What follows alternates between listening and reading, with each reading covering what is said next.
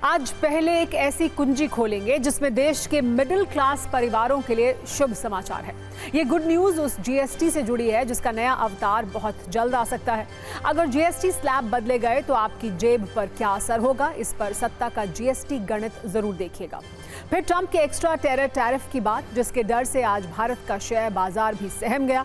आज रात से भारत पर अमेरिका का 25% अतिरिक्त टैरिफ लागू हो जाएगा। इसका नोटिफिकेशन जारी हो चुका है। इससे पहले आज शेयर मार्केट में निवेशकों के करीब 3.5 लाख करोड़ रुपए डूब गए। वैसे आज टैरिफ मास्टर ट्रंप को पीएम मोदी ने एक ऐसा मैसेज दिया है जो उन्हें नोट कर लेना चाहिए। आज पीएम ने गुजरात में मारुति की पहली इलेक्ट्रिक कार को हरी झंडी दिखाई और ये कहा कि मेक इन इंडिया का ये नया अध्याय है। पैसा चाहे डॉलर में हो या पाउंड में, प्रोडक्शन में पसीना देशवासियों का होगा। आज भारतीय नौसेना की हथियारों की सत्ता और मजबूत हो गई है। इंडियन नेवी को 2 नए स्वदेशी युद्धपोत आईएनएस उदयगिरी और हिमगिरी मिल गए हैं। इन्हें ऐसे डिजाइन किया गया है कि ये दुश्मन के रडार को भी मात दे सकेंगे। इनकी तैनाती इंडो पैसिफिक क्षेत्र में होगी। आज बड़ी सियासी खबर बिहार से आई है। प्रियंका गांधी आज राहुल गांधी के साथ वोटर अधिकार यात्रा में शामिल हुई। इस दौरान प्रियंका गांधी ने कहा है कि कांग्रेस जनता का एक भी वोट चोरी नहीं होने देगी। राहुल ने आरोप लगाया कि आरएसएस और बीजेपी संविधान को खत्म करना चाहते हैं। वैसे तो पहाड़ से मैदानी इलाकों तक कुदरत का आफतकाल है, लेकिन 2 बुरी खबर जम्मू से हैं। डोडा में बादल फटने से 15 घर तबाह हो गए और 3 लोगों की मौत हुई है, जबकि वैष्णो देवी मार्ग पर अर्धकुमारी के पास लैंडस्लाइड से बड़ा हादसा हुआ है। इसमें 5 लोगों की जान चली गई। वैष्णो देवी यात्रा को रोक दिया गया है और अब मौत वाली वो सेल्फी रिपोर्ट भी जिसमें भारत नंबर 1 पर है। द बाबर लॉ फर्म के अनुसार दुनिया में सेल्फी लेने के चक्कर में जो मौत हुई है उनमें भारत सबसे खतरनाक देश है। पूरी दुनिया में सेल्फी लेने में 42.1% घटनाएं अकेले भारत में हुई हैं। 2014 से अब तक सेल्फी के कारण 271 हादसे हुए हैं, जिनमें 214 लोगों की मौत हुई है। लेकिन आज सत्ता के मेन्यू कार्ड में वैसे तो हम आपको कई बड़ी खबरें दिखाने वाले हैं। आज हम सबसे पहले लेकिन बात करेंगे आम आदमी की सत्ता की, यानी आपकी सत्ता की। हमारी पहली खबर आपकी जेब, आपके किचन और आपके बजट से जुड़ी हुई है, क्योंकि इसमें जीएसटी वाला शुभ समाचार है। ड्राई फ्रूट्स कितने सस्ते हो जाएंगे, टूथपेस्ट, साबुन और हेयर ऑयल के लिए आपको कितने पैसे खर्च करने होंगे, मोबाइल से कंप्यूटर तक और सिलाई मशीन से प्रेशर कुकर तक, आपकी जेब का बोझ कितना कम होगा। आज हम इस पर सत्ता का गणित आपको दिखाने वाले हैं, लेकिन इसे आप मिस ना करें। आपको याद होगा प्रधानमंत्री मोदी ने लाल किले से दीपावली पर देश को जीएसटी गिफ्ट देने का वादा किया था। लेकिन दीपावली से पहले जीएसटी वाली ये फुलझड़ी कैसे आपको खुशी देने वाली है वो समझिए। बड़ी खबर यह है कि 3 और 4 सितंबर को जीएसटी काउंसिल की एक बैठक होने वाली है। इसी बैठक में 2 स्लैब खत्म करने पर आखिरी मोहर लग सकती है, जिसे जीओएम यानी ग्रुप ऑफ मिनिस्टर पहले ही ग्रीन सिग्नल दिखा चुके हैं।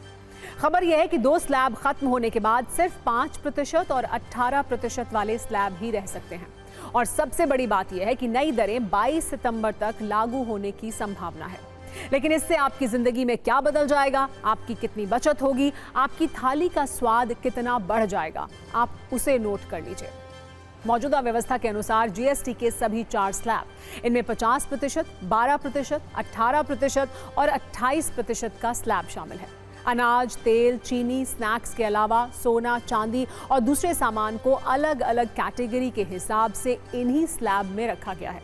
लेकिन सरकार इसे सिर्फ 2 करने पर विचार कर रही है, यानी सिर्फ 2 स्लैब। अब 12 और 28% के जीएसटी स्लैब को खत्म किया जा सकता है और सिर्फ 5 और 28% के स्लैब ही रखे जाएंगे, जबकि लग्जरी और नुकसानदेह वस्तुओं को 40% के एक विशेष स्लैब में डालने की तैयारी है।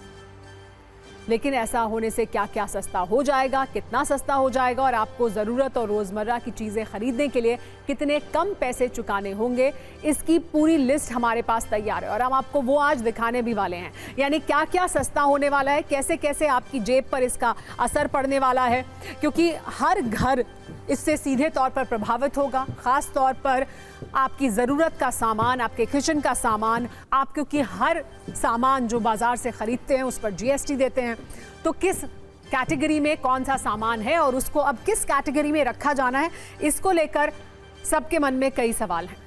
तो खबर क्या है बताते हैं आपको। सरकार उन वस्तुओं को 5% के स्लैब में डाल सकती है जिन पर अभी 12% जीएसटी लगता है। और ऐसा हुआ तो एक्सपर्ट्स के अनुसार क्या क्या सस्ता होगा, आप नोट कीजिए। इनमें पहला नाम है ड्राई फ्रूट्स, यानी सूखे मेवे, जो लोग अब ज्यादा खरीद सकेंगे। ब्रांडेड नमकीन, इसके अलावा टूथपेस्ट, हेयर ऑयल और साबुन जैसे सामान भी सस्ते हो जाएंगे। जीएसटी स्लैब बदलने से एंटीबायोटिक्स और पेन किलर दवाओं के दाम भी कम होंगे। साइकिल, मोबाइल फोन और कंप्यूटर के साथ साथ सिलाई मशीन और बर्तन के दाम भी घट सकते हैं। ये वो सारी चीजें हैं जो मिडिल क्लास परिवार के लिए बहुत मायने रखती हैं, लेकिन अब सरकार ने इनके दाम कम करके आम आदमी को बड़ी राहत देने की तैयारी की है। इनके अलावा इलेक्ट्रिक आयरन, वैक्यूम क्लीनर के दाम भी घट सकते हैं, जबकि 1000 तक के रेडीमेड कपड़े और जूते भी सस्ते हो जाएंगे। लेकिन ये सारे सामान कितने सस्ते होंगे, ये सवाल आपके मन में होगा। आपकी जेब पर जीएसटी कम होने का असर क्या होगा, इस पर सत्ता का जीएसटी गणित भी आप देख लीजिए। एक अनुमान के अनुसार 1 किलो काजू का पैकेट अगर 1300 रुपए का है और 12% जीएसटी लगने के बाद उसकी कीमत 1456 रुपए हो जाती है, तो इस पर अब सिर्फ 5% जीएसटी हो सकता है। ऐसे में 1 किलो काजू पर आपको सीधे सीधे 91 रुपए बच सकते हैं। इसी तरह अगर एक इलेक्ट्रिक आयरन यानी कपड़ों वाली प्रेस की कीमत अभी 1200 रुपए है, जो 12% जीएसटी के बाद 1340 रुपए का बिक रहा है, तो मुमकिन है अब इस पर 5% जीएसटी लगे और ऐसा हुआ तो आपकी बचत 80 रुपए की होगी। जिन कपड़ों की कीमत 1000 या उससे ज्यादा है, इन पर अब 12% की जगह सिर्फ 5% जीएसटी लगेगा और इस पर भी आपकी बचत करीब 70 रुपए की होगी। इसी तरह अगर कोई शख्स साइकिल खरीदने जा रहा है जिसकी जीएसटी से पहले कीमत 7000 रुपए है और उसका प्राइस 12% जीएसटी के बाद 7840 रुपए हो जाता है, तो 5% के स्लैब में आने के बाद उसी साइकिल की कीमत 7350 रुपए हो जाएगी और करीब करीब 500 रुपए आपको बचेंगे। इसी तरह आपको 28% जीएसटी स्लैब वाला गणित भी समझाते हैं। खबर यह है कि अब 28% के स्लैब को खत्म किया जा सकता है। जो भी सामान इस स्लैब में आते हैं उनमें 90% वस्तुएं 18% वाले स्लैब में जाएंगी। ऐसी स्थिति में सीमेंट और ब्यूटी प्रोडक्ट्स सस्ते हो सकते हैं। चॉकलेट और प्रिंटर, टीवी, फ्रिज जैसे सामान के दाम घट सकते हैं। वॉशिंग मशीन और एसी जैसी इक्विपमेंट्स खरीदने के लिए भी आपको कम पैसे देने होंगे, जबकि डिश वॉशर और प्लास्टिक प्रोडक्ट के अलावा रबर टायर और एल्यूमिनियम फॉइल की कीमत भी कम हो जाएगी। यानी आम आदमी के लिए इस दीपावली बड़ी जीएसटी रिफॉर्म वाला धमाका होने वाला है और बड़ी राहत आम आदमी को मिलने वाली है। लेकिन अगर 28% स्लैब वाले सामान 18% के स्लैब में आते हैं, जो आपकी जेब का बोझ कितना कम हो जाएगा उसे भी आप नोट कर लीजिए।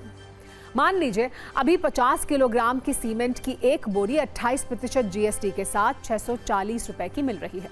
उसकी कीमत 18% जीएसटी के बाद 590 रुपए होगी और एक बोरी सीमेंट पर 50 रुपए आपको बचेंगे। एलईडी टीवी जो 28% जीएसटी के साथ अभी करीब 11,500 रुपए की मिल रही है, उस पर 18% जीएसटी लगने के बाद सीधे 900 रुपए तक आपको बच जाएंगे।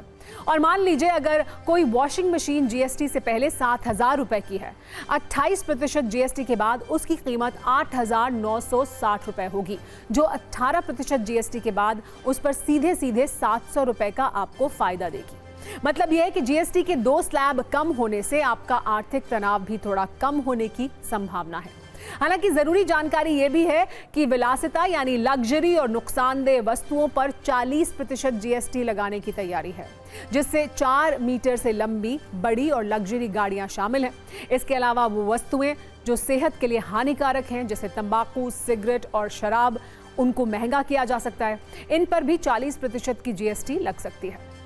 लेकिन जीएसटी वाले इस रिफॉर्म में आम आदमी और मिडिल क्लास परिवारों के लिए खुशियां ज्यादा हैं और ये तोहफा आपका दीपावली से पहले आपको मिल सकता है। यानी इस दीपावली जीएसटी वाला मीठा हो ही जाए।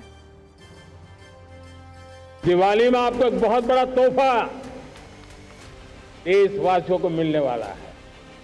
हम नेक्स्ट जनरेशन जीएसटी रिफॉर्म्स लेकर के आ रहे हैं।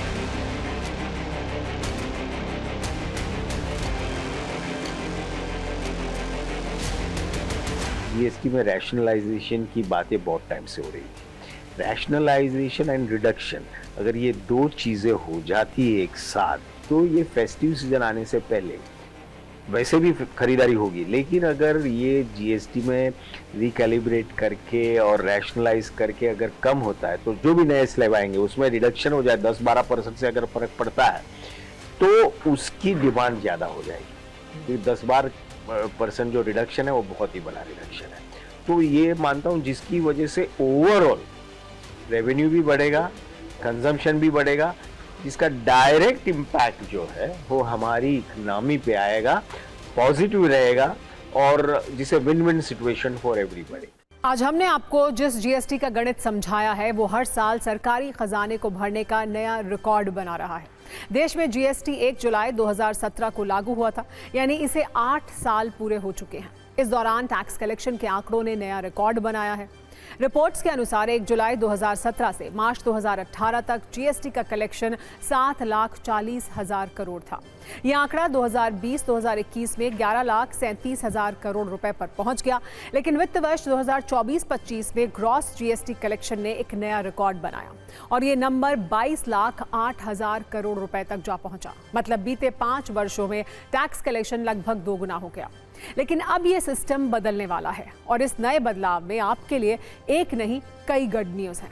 सत्ता की अगली खबर हम दुनिया के टैरिफ किंग और मेक इन इंडिया के पावर के बीच चल रहे द्वंद्व की आपको दिखाने वाले हैं। इसके एक कोने पर अमेरिका के राष्ट्रपति डोनाल्ड ट्रंप हैं, जिन्होंने कल भारत पर 25% अतिरिक्त टैरिफ लगाने वाले आदेश पर साइन कर दिया। इसके अलावा इससे भारत पर अमेरिका का टैरिफ बढ़कर अब 50% हो गया है। यानी ट्रंप टैरिफ के पैसे से ही अमेरिका की कमाई बढ़ाना चाहते हैं। जबकि मेक इन इंडिया वाले दूसरे कोने पर प्रधानमंत्री नरेंद्र मोदी हैं, जिन्होंने आज ऐलान किया कि 100 देशों की सड़कों पर अब मेड इन इंडिया की स्टैंप वाली कारें चलेंगी। यानी भारत मैन्युफैक्चरिंग और बिजनेस के जरिए पैसे कमाएगा। यहाँ अमेरिका के लिए यह भी संदेश है कि भारत सिर्फ अमेरिका पर निर्भर नहीं है, वो दुनिया के हर देश में अपने लिए बाजार बना रहा है। ऐसे में हमने अपने न्यूज मित्रों के लिए मेक इन इंडिया स्पेशल कुंजी तैयार की है, जिसमें आपको इस सवाल का जवाब मिलेगा कि क्या ट्रंप के टैरिफ से जीत जाएगा मेक इन इंडिया। इस सवाल के जवाब को समझने के लिए आपको गुजरात में मारुति सुजुकी स्टॉकयार्ड का एक वीडियो दिखाते हैं।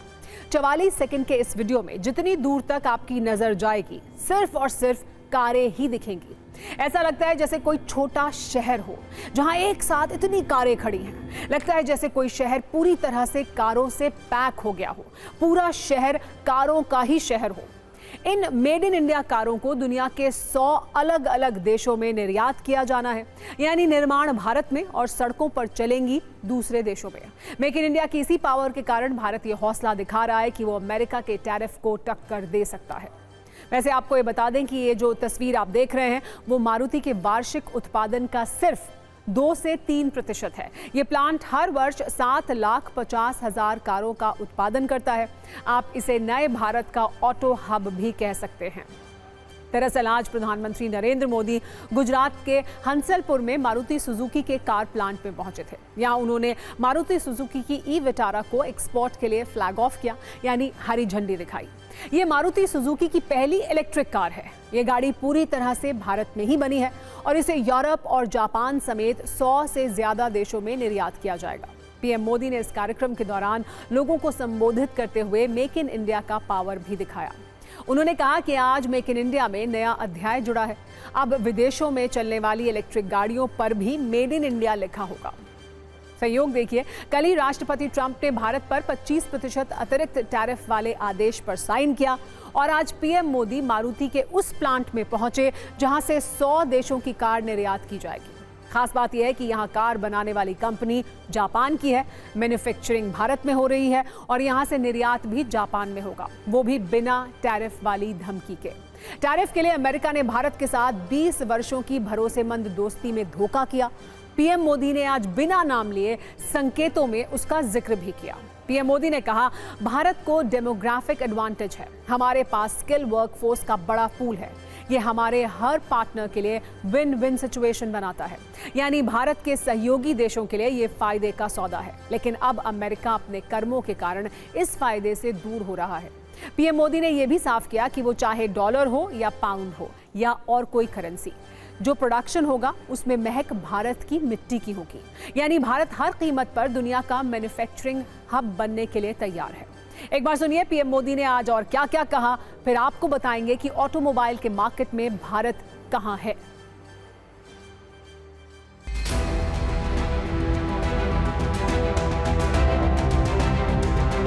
गणेश उत्सव के इस उल्लास में आज भारत की मेक इन इंडिया इस यात्रा में एक नया अध्याय जुड़ रहा है। भारत के पास डेमोग्राफी का एडवांटेज है। हमारे पास स्किल वर्कफोर्स का बहुत बड़ा पूल है, इसलिए कि हमारे हर पार्टनर के लिए विन विन सिचुएशन बनाता है। आज आप देखिए, सुजुकी जापान भारत में मैन्युफैक्चरिंग कर रही है और जो गाड़ियां बन रही है वो वापस जापान को एक्सपोर्ट की जा रही है। एक तरह से मारुति सुजुकी जैसी कंपनियां मेक इन इंडिया की ब्रांड एम्बेसडर बन चुकी है।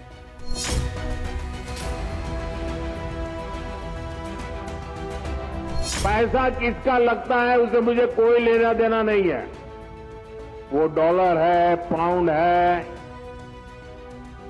वो करेंसी काली है, गोरी है, मुझे कोई लेना देना नहीं। लेकिन जो प्रोडक्शन है उसमें पसीना मेरे देशवासियों का होगा। पैसा किसी का, पसीना हमारा। जो प्रोडक्शन होगा उसमें महक मेरी देश की मिट्टी की होगी, मेरी भारत मां की होगी। दरअसल अमेरिका के राष्ट्रपति ट्रंप नए भारत से परेशान हैं। वो चाहते हैं कि भारत भी पाकिस्तान की तरह उनके सामने घुटनों पर झुक जाए, लेकिन अब भारत न रुकने वाला है न झुकने वाला है। भारत की कितनी तेजी से आगे बढ़ रही है, इसे समझने के लिए अब ऑटोमोबाइल सेक्टर के आंकड़ों वाली कुंजी भी देखिए। ऑटोमोबाइल मैन्युफैक्चरिंग के मामले में चीन, अमेरिका और जापान के बाद भारत चौथे नंबर पर है। जापान से भारत मामूली रूप से पीछे है, यानी जापान को पीछे करने के लिए अगला नंबर अमेरिका का ही है। पैसेंजर व्हीकल मार्केट के मामले में चीन और अमेरिका के बाद भारत तीसरे नंबर पर है, यानी इस मामले में भी भारत अमेरिका के ठीक पीछे है। अगर टू व्हीलर मार्केट में भारत पहले स्थान पर है तो चीन दूसरे स्थान पर और तीसरे स्थान पर इंडोनेशिया है। ऑटोमोबाइल सेक्टर के आंकड़े ट्रंप को परेशान कर सकते हैं। वैसे कुछ और आंकड़े हैं जिससे ट्रंप और परेशान होंगे। गाड़ियों के निर्यात में भारत की स्पीड काफी ज्यादा है। 2023-24 में भारत ने 45 लाख गाड़ियां निर्यात की, जबकि 2024-25 में 50,98,000 गाड़ियां निर्यात की गईं, यानी एक वर्ष में 19% की वृद्धि हुई। जबकि अमेरिका का निर्यात 2024 में घटा है, इसमें 6.1% की कमी आई है। इस वर्ष अप्रैल और जून के बीच निर्यात में 22% की वृद्धि दर्ज की गई है, यानी ऑटोमोबाइल सेक्टर में भारत की स्पीड रॉकेट वाली स्पीड है। वैसे गाड़ियों की कीमत के हिसाब से अमेरिका का ऑटोमोबाइल निर्यात भारत से बड़ा है, क्योंकि भारत का ऑटोमोबाइल उद्योग दुपहिया और किफायती पैसेंजर वाहनों पर केंद्रित है। वहीं अमेरिका का निर्यात महंगे वाहनों और खास तौर पर प्रीमियम कारों पर केंद्रित है, जिसके कारण मूल्य में उसका योगदान ज्यादा है, लेकिन यूनिट्स में कम है। भारत की वृद्धि उभरते बाजार में बढ़ती मांग और किफायती वाहनों के उत्पादन से जुड़ी हुई है, जबकि अमेरिका ज्यादा लागत वाले सेगमेंट और विकसित देशों के बाजार पर जोर देता है, जहां फायदा तो बड़ा होता है लेकिन अब ग्रोथ पर बुरा असर पड़ने लगा है।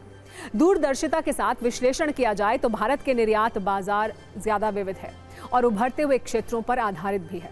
अमेरिका का निर्यात मुख्य रूप से उत्तर अमेरिकी बाजार जैसे मेक्सिको और कनाडा पर निर्भर है, और इन दोनों के साथ अमेरिका के रिश्ते कटीले होते जा रहे हैं। कुल मिलाकर ये दिख रहा है कि भारत तेजी से ऑटोमोबाइल सेक्टर में अपनी पहुंच बढ़ा रहा है, उत्पादन और निर्यात को अपना हथियार बना रहा है। मेड इन इंडिया सामान दुनिया में छा रहा है और इसी से भारत पर डॉलर की वर्षा भी होगी। ट्रंप को लगता है कि वो टैरिफ के जरिए भारत के हौसलों को तोड़ देंगे, लेकिन आज अगर भारत ट्रंप के सामने नहीं झुका है तो इसका एक लंबा इतिहास है। अगर ऑटो सेक्टर की यात्रा की बात करें तो ग्लोबलाइजेशन के बाद तेजी से बढ़ी 1991-92 में भारत में केवल 2 लाख गाड़ियां बनती थी। 2023-24 में भारत में बनने वाले वाहनों की संख्या बढ़कर 2 करोड़ 80 लाख को पार कर गई है। इसमें 2 व्हीलर भी शामिल हैं। यानी 3 दशकों में भारत ने काफी दूरी तय कर ली है। अब ट्रंप कितना भी टैरिफ लगा दें, भारत पीछे मुड़कर नहीं देखने वाला है। वैसे आज पीएम मोदी ने भारत के सभी राज्यों से ये कहा कि व्यापार के लिए वो इतनी बेहतर सुविधाएं दें ताकि निवेशकों को ये सोचना पड़ जाए कि उन्हें किस राज्य में निवेश करना है। ऐसे में कल एक तस्वीर बिहार से आई जो औद्योगिक रूप से पिछड़ा हुआ राज्य कहलाता है, लेकिन कल ही यहाँ के मडोरा रेल इंजन कारखाने से 4 इंजन अफ्रीकी देश गिनी के लिए निर्यात किए गए। अब ये इंजन गिनी की पटरियों पर दौड़ेंगे और उन पर लिखा होगा मेड इन इंडिया। कुल मिलाकर अमेरिका के साथ टैरिफ विवाद भारत के लिए मुश्किलों के साथ अवसर लेकर आया है।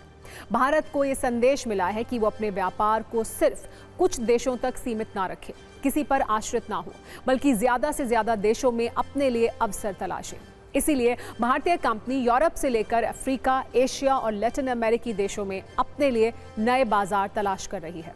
वैसे रोज रोज टैरिफ की धमकी देने वाले राष्ट्रपति ट्रंप की उंगलियां आजकल फोन पर काफी घूम रही हैं। जर्मनी के एक अखबार FAZ ने यह दावा किया है कि टैरिफ विवाद के बीच राष्ट्रपति ट्रंप ने पीएम मोदी को कई बार फोन किया, उनसे बात करने की कोशिश की, लेकिन पीएम मोदी ने ट्रंप से बात नहीं की। दावा है कि ट्रंप ने पीएम मोदी को 4 बार फोन किया, लेकिन पीएम मोदी ने 1 बार भी ट्रंप से बात नहीं की। अखबार ने लिखा कि डोनाल्ड ट्रंप अब तक टैरिफ विवाद में अपने सभी विरोधियों को हरा चुके हैं, लेकिन भारत के मामले में उनकी रणनीति उतनी कारगर साबित नहीं हो रही है। रिपोर्ट की हेडलाइन थी Trump calls but Modi doesn't answer, यानी ट्रंप कॉल करते हैं मगर मोदी जवाब नहीं देते। FAZ ने अपनी रिपोर्ट में लिखा है कि ट्रंप की शैली हमेशा टकराव की रही है। वो बार बार बातचीत के बजाय धमकी या दबाव की भाषा इस्तेमाल करते हैं।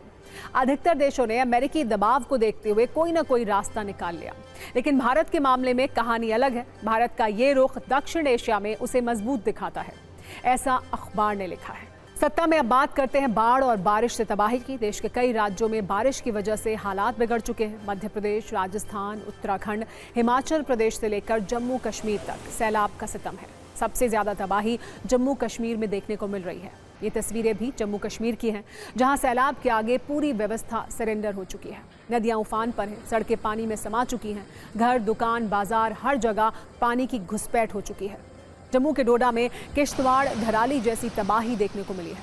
बादल फटने के बाद NH-24 का क्या हाल हुआ है आप देखिए। इसी तरह की स्थिति जम्मू कश्मीर के कई इलाकों में है। अगले 24 घंटे में और भी ज्यादा बारिश की आशंका जताई गई है। जम्मू क्षेत्र में भारी बारिश से रेल यातायात बाधित है। 18 ट्रेनें रद्द की गई हैं। ये जम्मू कश्मीर के एक रेलवे स्टेशन की तस्वीर है, जहां आप ये देख सकते हैं कि स्टेशन के बाहर खड़ी एक गाड़ी पूरी तरह से पानी में डूब चुकी है। कई फीट तक पानी है। यहाँ दूर दूर तक कोई भी इंसान नजर नहीं आ रहा है, सिर्फ और सिर्फ पानी है। जम्मू कश्मीर में कुदरत का ये रूप हर किसी को डरा रहा है। सड़कें, रेलवे स्टेशन, मंदिर, सब पर सैलाबी संकट है।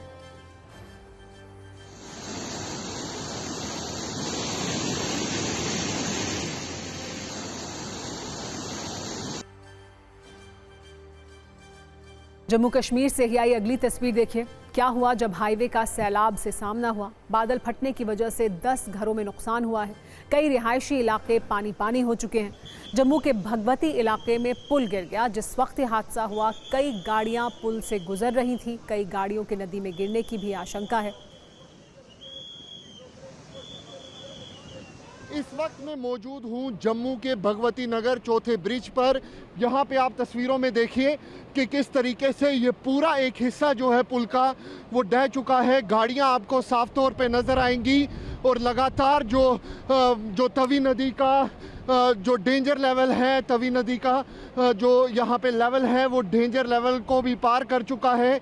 लगातार उग्र रूप यहाँ पर तवी नदी ने धारण किया है। ये स्कॉर्पियो गाड़ी आप तस्वीरों में देख सकते हैं, ऑल्टो गाड़ी आप तस्वीरों में देख सकते हैं। कुछ समय पहले हम भी इसी इलाके से रिपोर्ट कर रहे थे, लेकिन अब ये पूरा इलाका यहाँ पर ढह चुका है। अब पूरी आवाजाही जो है वो यहाँ पर बंद कर दी गई है। ताकि कोई भी गाड़ी इस इलाके से आगे ना जाए।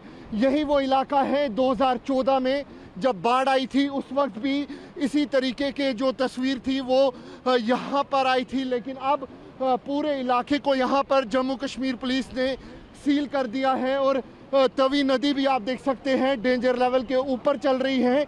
और लगातार बारिश और लैंडस्लाइड की वजह से वैष्णो देवी यात्रा भी प्रभावित हुई है। खराब मौसम की वजह से माता वैष्णो देवी यात्रा स्थगित कर दी गई है। अर्धकुंवारी के पास भूस्खलन में 5 लोगों के मौत की खबर है। बताया जा रहा है कि जोरदार धमाके के साथ पहाड़ों से टूटकर बड़े पत्थर और मलबा रास्ते पर आ गए, जिसके बाद यह हादसा हुआ। 14 से ज्यादा श्रद्धालुओं के घायल होने की खबर है। हिमाचल प्रदेश में भी जम्मू कश्मीर जैसे हालात हैं। अगली तस्वीर देखिए, कैसे गाड़ी पानी के अंदर समा गई। ये तस्वीर हिमाचल प्रदेश के मंडी की है। राजस्थान, मध्य प्रदेश और देश के दूसरे राज्यों में भी हालात इसी तरह के हैं।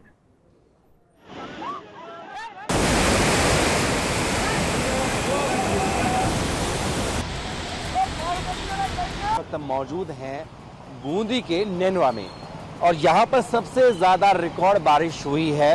बताया जाता है 20 इंची बारिश हुई। उसके बाद हालात क्या हैं ये देखिए। यहाँ पहले दीवार थी, अब वहाँ पर आपको केवल झरना नजर आएगा। यहाँ पे दुकानें थी और कहना मतलब पानी के कटाव से वो दुकानें बह गई।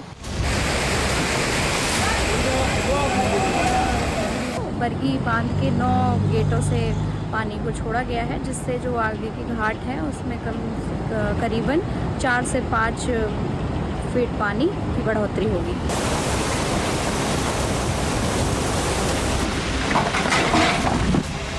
कुल्लू में जैसे आपको पता है पिछले 2-2.5 दिन से कंटिन्यूस बारिश चल रही है, जिससे पानी का स्तर बहुत ज़्यादा बढ़ गया है। जो हमारा NH3 है वो जो कुल्लू एरिया में बात करूँ तो बिंदु ठाक पे टूट गया है। आगे कुल्लू बस स्टैंड में बहुत पानी है। बहांग में जो BRO का पोर्शन है वहाँ पे भी कल पानी रोड से आ गया था, जिसकी वजह से रेस्टोरेंट्स और कुछ शॉप्स भी अफेक्ट हुए। प्रत्याशित बार जो डिज़ाइन इन लोगों का जो पुल है वो बॉक्स कल्वर्ट डिज़ाइन है 3 स्पैन का। तो जितने का डिज़ाइन था, जितने डिस्चार्ज का, उससे ज़्यादा फ्लड आने की वजह से वो पुल ध्वस्त हुआ।